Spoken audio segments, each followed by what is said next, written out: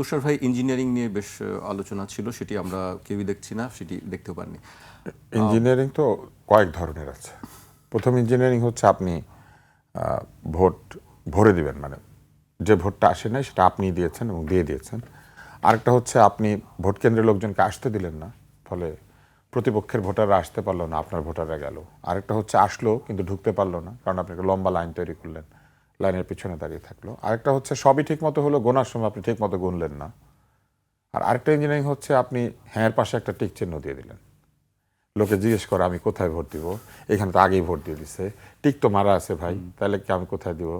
এখানে দেখি 2টা ভোট দিয়েছে, উপরে একটা টিক দিয়েছে, নিচে একটা ক্রস দিয়েছে। এটা আরেকটা ইঞ্জিনিয়ারিং।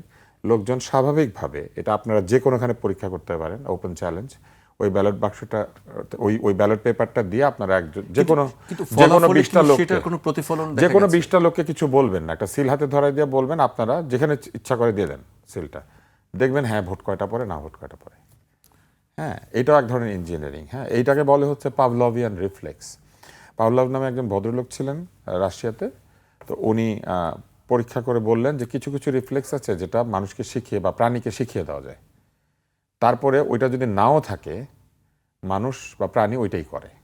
যেমন তেঁতুল, লেবু, এটা বলার সাথে সাথে আমাদের একটা জিভে পানি আসে। এর কারণ হচ্ছে আমরা এই টকের স্বাদটা জানি এবং আমাদের ব্রেইনের মধ্যে এটা আছে। এটা উনি পরীক্ষা করেছিলেন কুকুর দিয়ে, কুকুরকে উনি দিয়ে পরীক্ষা করে দেখিয়েছিলেন যে একটা জায়গাতে খাবার থাকলে ঘন্টা বাজালে ও খাবার পায়, পরে খাবার না থাকলেও ঘন্টাটা বাজালে ও সেখানে চলে আসে, কারণ জানে যে ঘন্টা বাজলে আসতে হবে। ওইরকম আমাদের ছোটোবেলা থেকে যেই জায়গাতে টিক চিহ্ন দেওয়া থাকে, আমরা ফিল করি, অনুভব করি যে ওইটাই রাইট, ওইটাই ইয়াস, ওইখানে আমি আছি। এই জন্য টিক চিহ্ন কোথাও দিতে হয় না, বরং ভোটটাই টিক চিহ্ন দিয়ে দেওয়া যেত। যে 2টি খালি বাক্স আছে, যেটা সঠিক সেটাতে টিক দেন, যেখানে আপনি ভোট দিতে চান সেখানে টিক দেন। অথবা হ্যাঁর পাশে একটা খালি রেখে দেওয়া যেত, হ্যাঁ না দেখে মানুষ ভোট দিত। আপনি হ্যাঁ লিখে একটা টিক দিয়েছেন, যেন টিক মানে হ্যাঁ, আপনি বুঝতে পেরেছেন, কোনো খালি জায়গা ছিল না। তো এটা একটা ইঞ্জিনিয়ারিং। হ্যাঁ, এটাও একটা ইঞ্জিনিয়ারিং। এবং আপনি এটা পরীক্ষা করতে, আমি বললাম তো, যারা দর্শক আছেন তারা এই পরীক্ষাটা করতে পারেন। যে কোনো একটা বাচ্চা, বুড়ো, মাঝারি বয়সী, যে কারোর সামনে সাদা কাগজ নেবেন, হ্যাঁ না লিখে পাশে বক্স রাখবেন। মানে না এর পক্ষেও তো অনেক ভোট আমরা দেখলাম না, এখন ইঞ্জিনিয়ারিং যখন হয় তখন তো নায়ের পক্ষে 0 ভোট হবে না, অথবা নায়েরটা ঠিক ভোট আর হ্যাঁটা ওই যে টিক ভোট। এই না এর এত ভোট কারা দিল? উপরেরটা টিকটক, নিচেরটা অন্য কিছু। এই না এর এত ভোট পড়ার কারণ কি? কারা দিল এই ভোট? মানুষ দিয়েছে, মানুষ দিয়েছে, তারা পছন্দ করে নাই।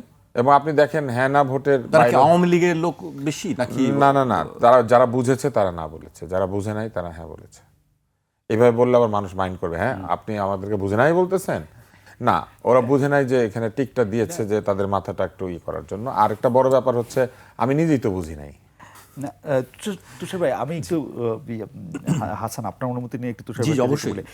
জিনিসটা হলো যে তুষার ভাই, এইটাতে এমন একটা ভোট, গণভোটটা, জামায়াত বলছে হ্যাঁ দিতে, বিএনপি বলছে হ্যাঁ দিতে, এনসিপি বলছে হ্যাঁ দিতে, তো সরকারও বলেছে হ্যাঁ দিতে। হ্যাঁ, সবাই সরকার হ্যাঁ দিতে বলছে, সরকারেরই এটা বেশি, সরকার অন্যদেরকে বাধ্য করছে হ্যাঁ দিতে। তো এটাতে 75% কম হলো না? 95%? না, কম তো হয়েছেই, কিন্তু এটা তো আগেই জিতেছে। হ্যাঁ, এই ভোটটা তো আগেই জুলাই সনদে যখন স্বাক্ষর হয়েছে, যারা এই ভোটে অংশ নিচ্ছেন, এনসিপি বাদে সবাই এটাতে আগেই হ্যাঁ বলেছে। এনসিপি তো না বলা লোক এটার পক্ষে গিয়েছে। এবং এই হ্যাঁ ভোটটার ব্যাপারে বিএনপিও তাদের ম্যানিফেস্টোর মধ্যে বহু জায়গাতে না দিয়ে রেখেছে, তাই না? এই হ্যাঁ ভোটের ভিতরে যে প্রশ্ন আছে, নোট অফ ডিসেন্ট আছে, সেইগুলিকেও কিন্তু দিয়ে দেওয়া হয়েছে। অতএব এটা নিয়ে আপনি যে প্রশ্নটা করেছেন, ইঞ্জিনিয়ারিং এর প্রশ্নটা ছিল, আমি একটু লম্বা করেছিল উত্তরটা শেষ করে, কারণ আমি খালেদের কথা খুব পছন্দ করি। ও প্রশ্ন করলে আমার ভালো লাগে, আমরা শুনতে চাই বেশিরভাগ। আজকে খালেদ ভাইয়ের কথা শুনতে চাই। এখানে শেষ করি। সেটা হচ্ছে যে ইঞ্জিনিয়ারিং এর একটা অংশ গেল। এরপরে আরেকটা ইঞ্জিনিয়ারিং হচ্ছে যে কেউ যদি এটা নিয়ে প্রশ্ন করে তাহলে তাকে ধরেন। এবার আমি গল্পটা বলি। সেটা হচ্ছে আমি কি করলাম, আমি দেখলাম যে বহু লোক বহু পরিসংখ্যান দিচ্ছে। তা আমি 2-3 জায়গাতে একটা পরিসংখ্যান পেলাম, তা আমি এটা কপি করলাম, করে পেস্ট করলাম, করে আমি এটাকে ফেসবুকে স্ট্যাটাসে দিয়ে দিলাম। দিয়ে আমি এই যে পাভলভিয়ান রিফ্লেক্সের মতো টেস্ট করলাম। করার পর আমি দেখলাম যে প্রেস উইং বলল আব্দুল নূর তুষার এটা ছড়িয়েছেন। আমি মোটেও এটা ছড়াই নাই, এটা আগেই ইন্টারনেটে ছিল, ফেসবুকে ছিল, আমি শুধু এটা নিয়েছি। এদের অবস্থান হচ্ছে এইরকম যে এরা যাকে মানে পছন্দ করে না তাকে আবিষ্কার করে তাকে ফলস বলতে থাকে। ওদের কাজ ছিল এটা প্রথম যখন এটা বেরিয়েছে তখনই যে এটা ফলস সেটা বলা, এবং এরা এইভাবে মানুষকে বিভ্রান্ত হতে দিয়েছে আগে এবং নিজেরাও বিভ্রান্ত করেছে। এটাও এক ধরনের ইঞ্জিনিয়ারিং, এবং সেই ইঞ্জিনিয়ারিংটা দেখেন একবার হাতে কলমে প্রমাণ করে দিয়েছে। এটা কিন্তু আমার লেখা না, এটা আমি কপি করেছি, পেস্ট করেছি, কিন্তু লিখি নাই, এটা কপি পেস্ট। এরা আমার উপরে তাকিয়ে ছিল, তুষার কি লেখে রে, তুষার কি লেখে রে, অন্যরা যে লিখেছে সেটা দেখে নাই। আমারটা দেখার সাথে সাথে মনে হয়েছে আরে এটা তো ফলস, পাইছি রে।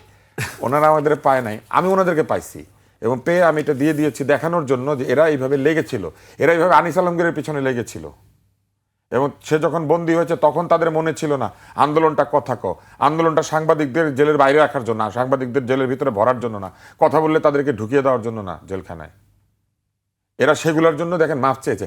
কেউ যদি আমাদের কথায় আমাদের কাজে কষ্ট পেয়ে থাকেন আমাদেরকে মাফ করে দেন, ইম্পসিবল, মাফ করার প্রশ্নই ওঠে না।